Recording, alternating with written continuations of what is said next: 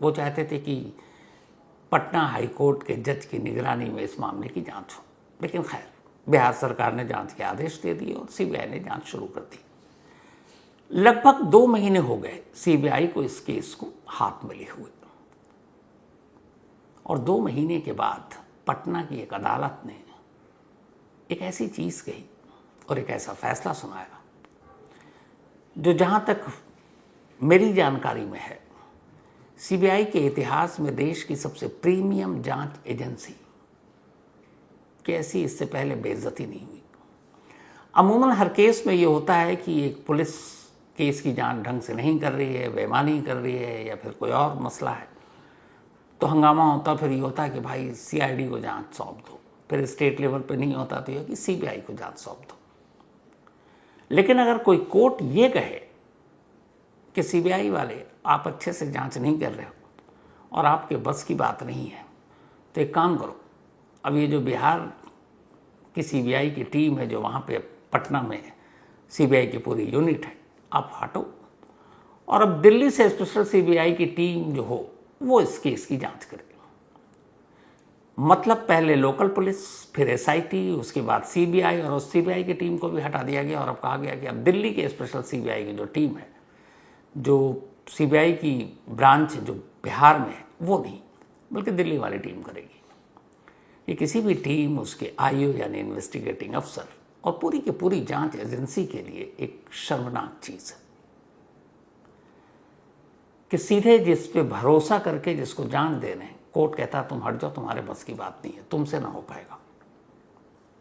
ऐसा क्यों हुआ?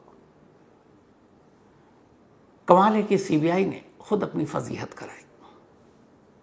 वो गलतियां की जो शायद पटना पुलिस भी नहीं करती। हालांकि पटना पुलिस ने शुरुआत में इतनी गलतियां की, मुझे लगता नहीं है कि, लेकिन वो भी करती। गलतियों का पिटारा है ये पूरा केस, और नतीजा ये कि आज लगभग 3 महीने होने वाले हैं। नीट छात्रा की मौत की वजह क्या है? ये केस कत्ल का है, या उसने जान दी, या किसी और वजह से मौत हुई, उसके साथ रेप हुआ, गैंग रेप हुआ, रेप करने वाले कौन थे? मतलब किसी सवाल का कोई जवाब नहीं है पिछले 3 महीने में। सोचिए कितनी सारी टीमें निकल गई, 3 टीमें जांच कर चुकी हैं 3 महीने में, और एक भी सवाल का जवाब किसी के पास नहीं है। उसकी वजह क्या है? लापरवाही और केस को न सुलझा पाने की शायद जो एक नीयत होती है वो। अब हुआ क्या, क्यों पहली बार सीबीआई की इतनी घनघोर बेइज्जती हुई कि पटना की अदालत ने कहा कि अब आप बिहार सीबीआई वाले भाई साहब आप लोग हट जाओ और दिल्ली से नई टीम आए और वो जांच करे। और ये हो भी गया। अब नए आईओ बना दिए गए हैं और अब दिल्ली से जो सीबीआई की स्पेशल टीम है वो पटना पहुंचकर इस मामले की जांच कर रही है। लेकिन ऐसा हुआ क्यों? 11 जनवरी को इस नीट छात्रा की मौत होती है। पहले पटना पुलिस जांच करती है, फिर अचानक हंगामा होता है। ये होता है कि पटना पुलिस कह देती है कि लड़की ने खुद अपनी जान दे दी, लेकिन फिर उसके बाद अचानक पोस्टमार्टम रिपोर्ट सामने आता है और पोस्टमार्टम रिपोर्ट कुछ और ही कहानी कह देती है। बिहार पुलिस कैमरे पर आकर रिकॉर्ड पर कह देती है कि इस केस में कुछ नहीं है, और पोस्टमार्टम रिपोर्ट जैसे ही सामने आती है पता चलता है कि लड़की के शरीर पर जख्म है, उसकी मौत की वजह कुछ और है, और ये जान देने वाला मामला है नहीं, जान लेने वाला मामला है। पटना पुलिस कह देती है कि कोई लड़की के साथ जबरदस्ती या रेप कुछ नहीं हुआ है। अब उसके बाद फॉरेंसिक रिपोर्ट आती है और कहा जाता है कि नहीं, लड़की के अंडरगारमेंट से सीमन मिले, इसका मतलब रेप हुआ है। बिना इन सारी रिपोर्ट के आने से पहले ही पटना पुलिस अपनी फजीहत करा चुकी थी। इसी के बाद स्पेशल इन्वेस्टिगेटिव टीम बनी, उनका भी अलग, पटना के एसएसपी ने अलग अलग बयान दिए, वहाँ के डीजीपी तक ने ये कह दिया कि कुछ नहीं है इस केस में। और बार बार हर पुलिस जो भी जांच आती वो यही कहती कि उल्टे लड़की वाले के घर वालों को धमकाती कि आपकी बेटी ने अपने आप जान दी, इसमें कुछ नहीं है, आप ज़्यादा मत मुँह खोलिए। अब वो गरीब लोग परेशान।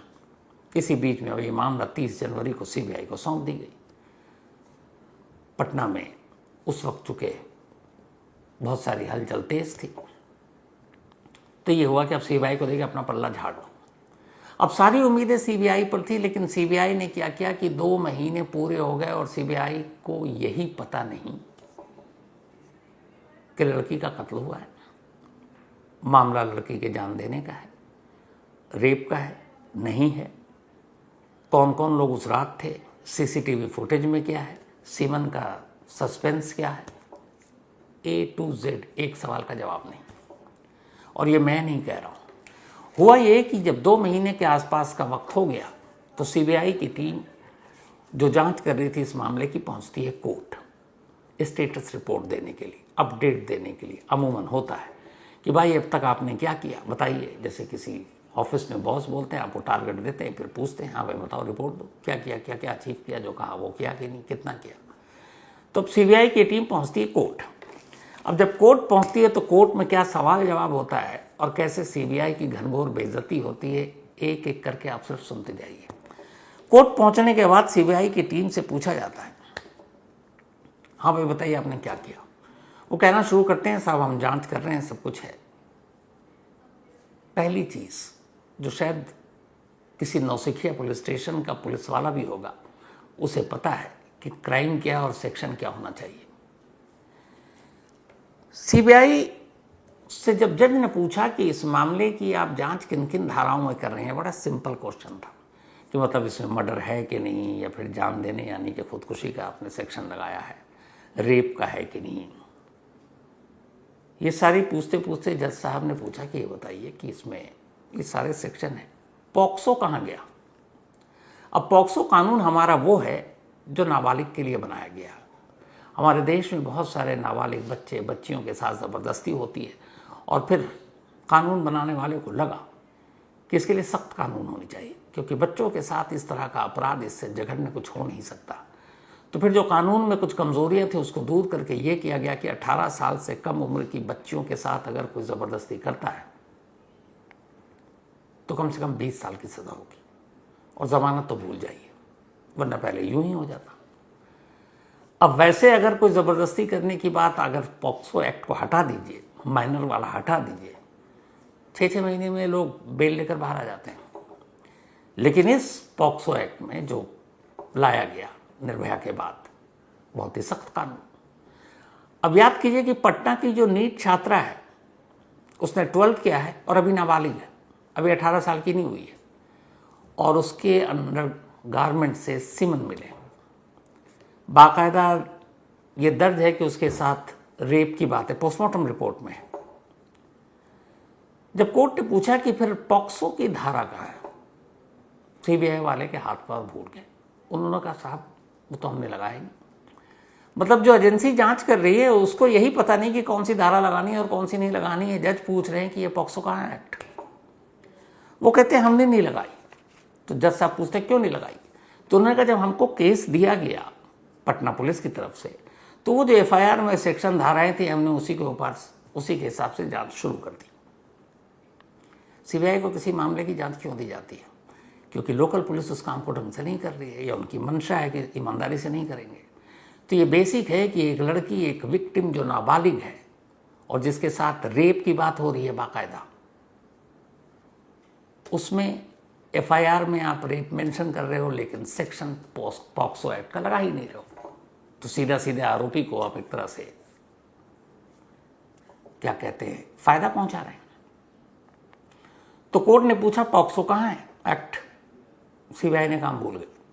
और पटना पुलिस ने जो हमें थमाया था, फर्रा, पर्ची, एफआईआर, जिसको जो भी आप कह रहे हैं, तो बस हम उसी के ऊपर हैं। अरे जब आपको जांच दी गई है तो आप तफ्तीश कर रहे हो तो कम से कम इतना कागज़ और इतनी कानूनी जानकारी, सिवाय में बड़े मजे लोग होते हैं, बड़े एक्सपीरियंस होते हैं, तो उन्हें ये पता नहीं है कि इस केस में पॉक्सो एक्ट लगेगा। और पॉक्सो लगने का मतलब है जो भी आरोपी होगा फिर उसका जेल से निकलना मुश्किल हो जाएगा।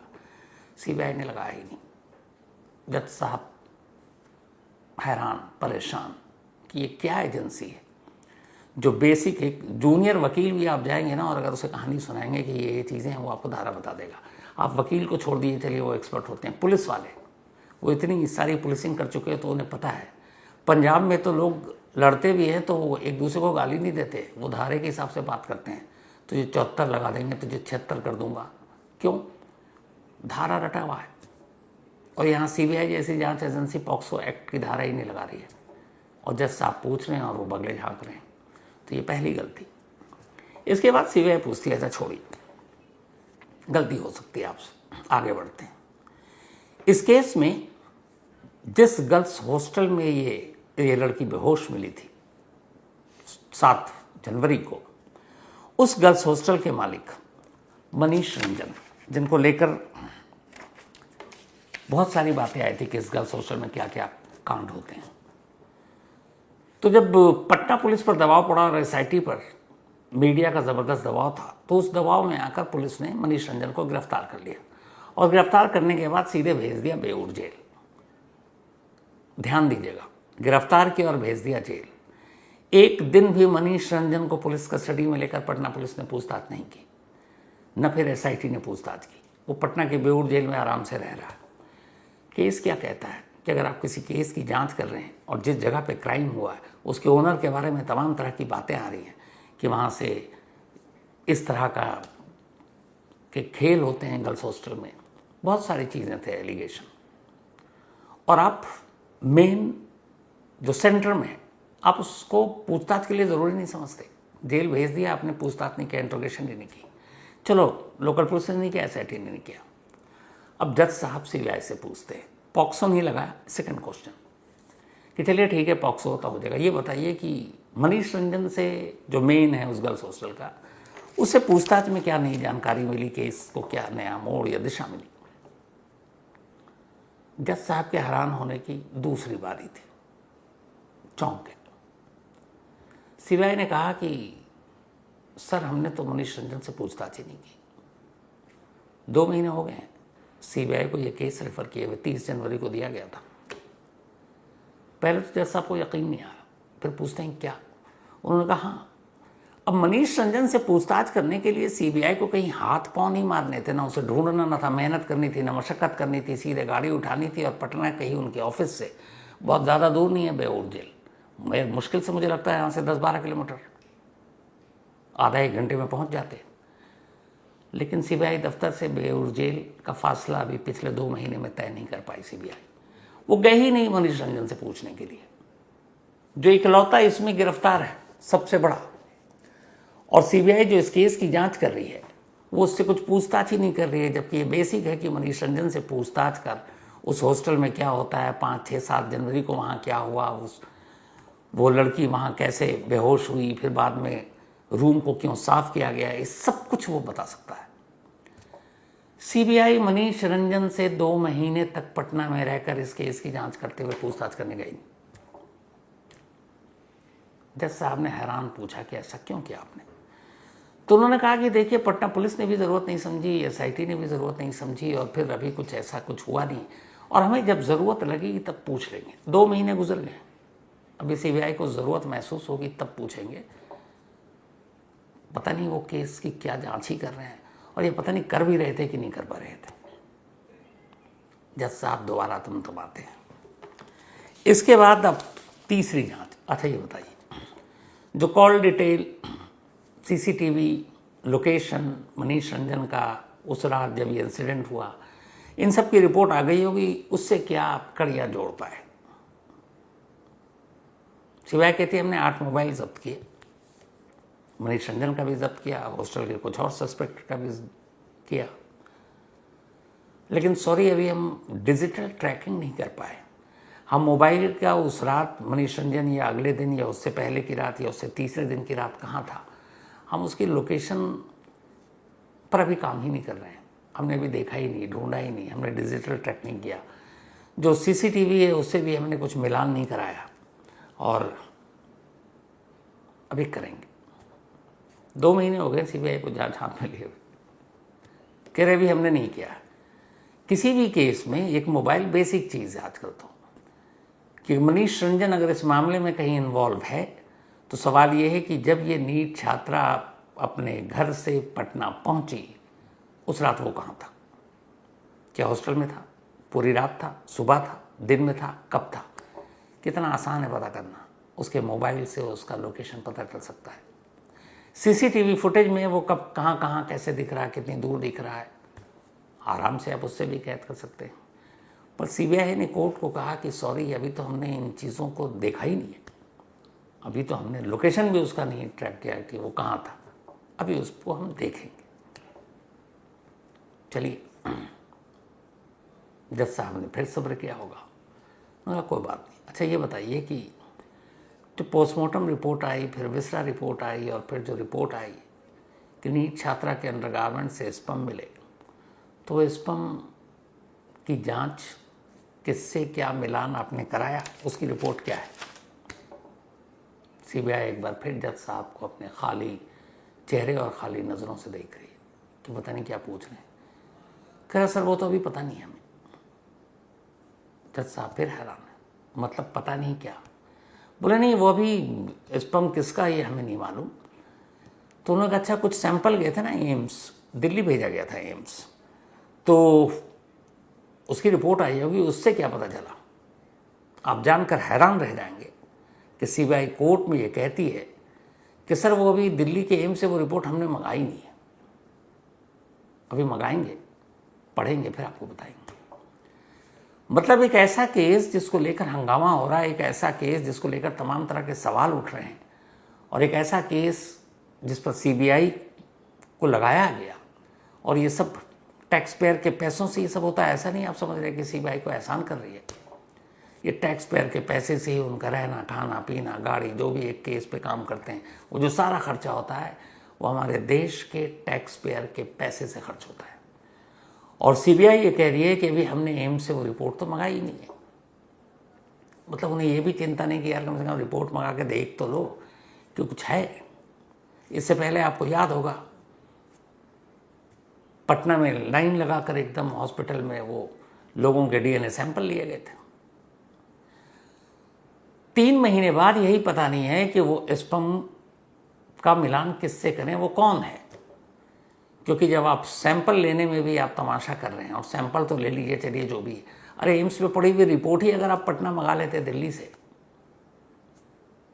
कोर्ट को कहा कि हमें नहीं मालूम। अब इसके बाद कि अच्छा इसमें अभी कितना वक्त लगेगा, कहाँ तक जांच पहुंची। सीबीआई का कहना था कि अभी तो इसमें कुछ है नहीं, लेकिन जांच चल रही है, और उन्होंने पूरी कहानी और पूरी लाइन वही ली जो एसआईटी की जांच थी। जब सीबीआई की टीम नीट छात्रा के घर पहुंचती है, माँ बाप से और उनके मामा बाकी लोगों से पूछताछ करने 2 बार, तो माँ बाप को आकर सामने कहना पड़ा कि साहब ये तो वही कर रहे हैं जो इससे पहले पटना पुलिस और एसआईटी ने की। तो उनसे पूछा गया कि क्या ये क्या कर रहे हैं, क्या अलग नहीं कर रहे हैं। उन्होंने कहा जब भी सीबीआई की टीम आती है बार बार हम लोगों से यही कहती है, कहाँ आप परेशान हो रहे हैं, ये कोई मर्डर का केस नहीं है, कोई रेप वेप का केस नहीं है, आपकी बेटी ने खुद जान दिया।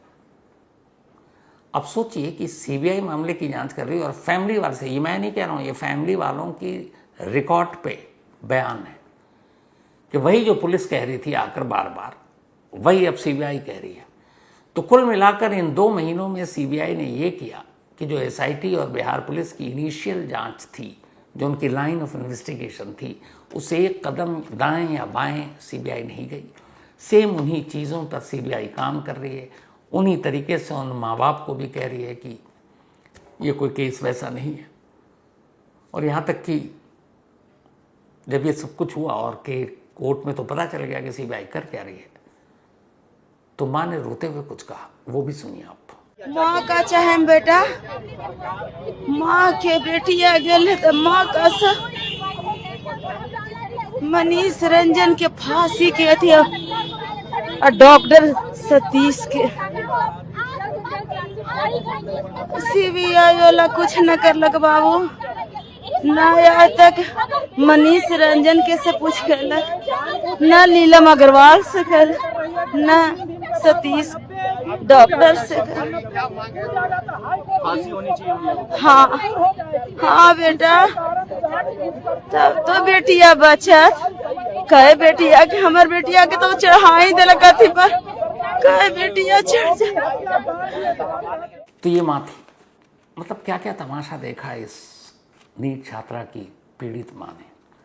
पहले पटना पुलिस ने बेइज्जत किया, फिर एसआईटी ने किया और अब सीबीआई। और यही सारी वो चीज़ें थी, जब सीबीआई खड़े होकर बता रही थी तो खुद जज साहब को लगा कि ये क्या तमाशा है।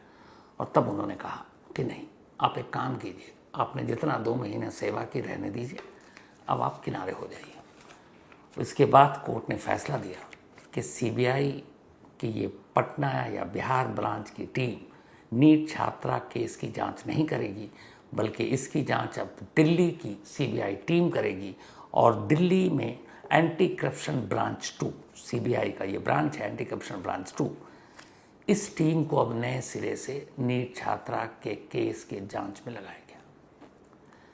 मतलब ऐसा कम होता है कि जब सीबीआई को मामले की जांच दी गई और सीबीआई ने अपना जो दिखाया जलवा, उसके बाद उन्हें कोर्ट हटाकर कहती है अब दूसरी टीम लाओ। और अब दिल्ली से दूसरी टीम एंटी करप्शन ब्रांच 2 ये इस मामले की जांच करेगी। पर सवाल यह है कि 3 महीने गुजर गए। अगर पटना पुलिस की वही लाइन है, एसआईटी की वही लाइन थी, और सीबीआई ने भी कोर्ट में जिस तरीके से अपनी जांच रिपोर्ट पेश की, उन्हें लगता है कि कोई मेहनत करना उन्होंने ज़रूरी ही नहीं समझा। और सेम वही लाइन जो दोनों की थी, एसआईटी और बिहार पुलिस, उसी लाइन पर केस को आगे ले गए। इससे याद आता, आप जो आरुषि केस था नोएडा का, ये बड़ा इंपॉर्टेंट इसलिए है कि एक केस का हश्र कैसे बुरा होता है, मुझे डर है वो ऐसा ना हो। आरुषि केस की जब नोएडा पुलिस ने जांच की तो उनकी जो लाइन थी, इसके बाद जब सीबीआई और सीबीआई की जो लाइन थी हूबहू सेम थी, कोई भी अलग नहीं। सीबीआई ने उस वक्त भी नोएडा पुलिस की रिपोर्ट पर ही अपनी रिपोर्ट मोहर लगा दी। अपनी तरफ से एक्स्ट्रा कोई ऐसी चीज़ लेकर सामने नहीं आया जो लगे कि हाँ भैया सीबीआई वाले हैं, कुछ तो अलग करेंगे। सेम वही चीज़ दोहराई जा रही है इस नीट छात्रा के मामले में। जो पटना पुलिस और एसआईटी ने किया, उसी को लेकर सीबीआई आगे बढ़ गई। उसे लगा कि कहाँ मेहनत करनी, इन लोगों ने कर लिया, गलत थोड़ी होंगे, इतने इतने लंबे सालों से पुलिस में।